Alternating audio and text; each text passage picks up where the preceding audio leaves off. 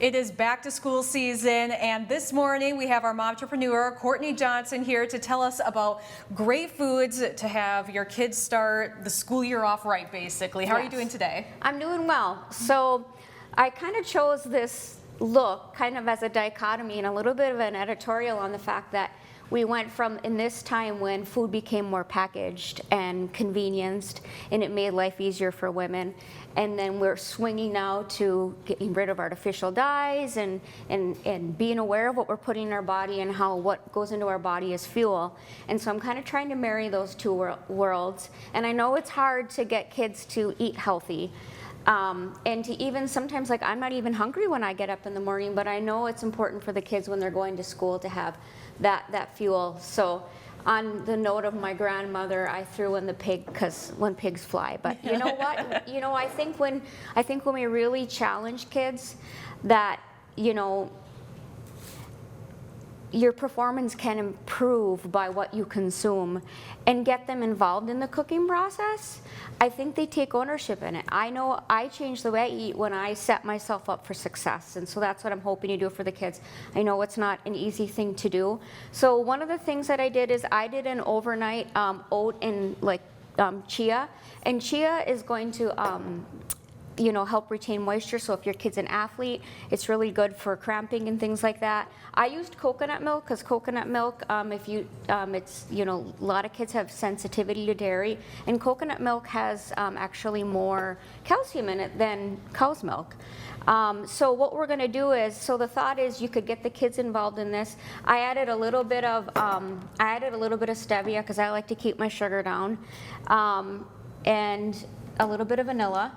And I just put it in this jar. I probably had oats up to about here, about there, chia seeds up to there, and then I filled the rest with milk, and then I just let it sit.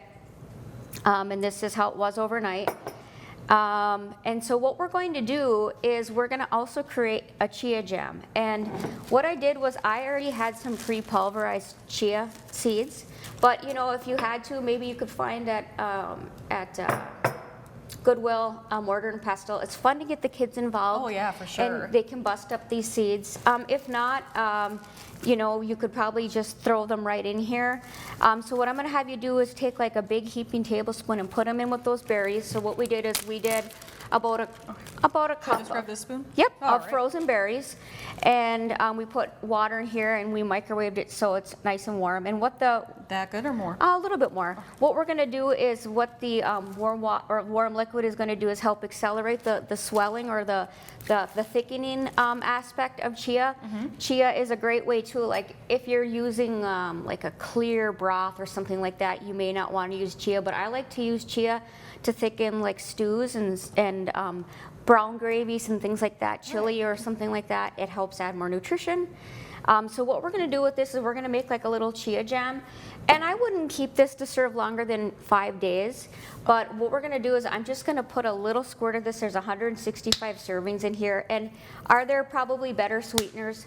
Probably, but for me it's better than sugar. It's fast. I'm trying to do a mix of fast and easy. And then what I'm going to do is I really like this. I used this back when my kids were young, and I think my oldest is 27 now, but it's a superfood blend, and this is a great way to kind of sneak this, because oftentimes we put a little sweetness sometimes into our spaghetti sauce.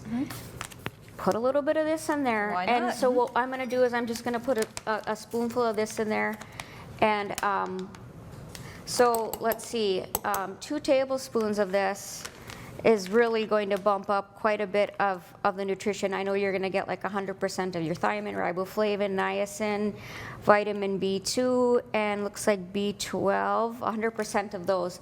It's a great way to sneak in some extra nutrition into a meal. So what we're going to do is, if you want to put that in there and submerge it. This is Becca's first time using an immersion blender. Bear with me. And then what we're going to do is you're going to hold the lock button. Okay. And we make sure it's on low, so it's on low, and then you're going to press on. It's not easy, and I'm going to hold that for you. And then you're just going to gently kind of pump it up and down. Okay. Don't pull it all the way up out of the liquid, because it'll splash. So one of the nice things about owning an immersion blender is this also is a great way for you to maybe take some carrots and cook them, some spinach, zucchini, different things, and you are able to kind of puree some vegetables and work them into other recipes. So that's probably pretty good. You can just let go. There Okay. we go. You I did survived. it. You did it. And then what I'm going to do is I'm going to release this off of there. Okay. So you pull, let's see, I think there's a twist. There we go. Now, ideally, when you're not on TV, this is going to continue to thicken up, and it'll get kind of gelatinous. And you could use that for your PB&Js. Yeah. That So looks delicious. so the thought is, if you want, you can spoon some of this into there, and you can spoon some of your jam on there and try your little breakfast. So put some of this in first and. Do this first. And then another thing that I have created for today is a lot of people do zucchini bread or zucchini banana bread. What I did was I have a lot of yellow summer squash, and it behaves just the same as zucchini. And I, threw that in the blender with my bananas and put that into the bread. And then I actually sweetened that with just bananas and a little bit of the stevia as well. And yeah, so these are some great ways for you to kind of work extra nutrition. I will be including in the links a quick and easy a take on the kind of white chicken vegetable lasagna, a one-dish cheese ravioli meal. So these are things that are going to be great for not only parents, but kids could get involved in, as well as college students. I see kids all the time, gathering up food for their room. And if you, had a little bit of a space to cook, there's ways that I'll try to teach some adaptations on how we can get you doing that, to put some food in your frat house or whatever you have. So yeah. Yeah, excellent. Well, I'm going to take a bite of this because it looks delicious, and I'm hungry for some breakfast.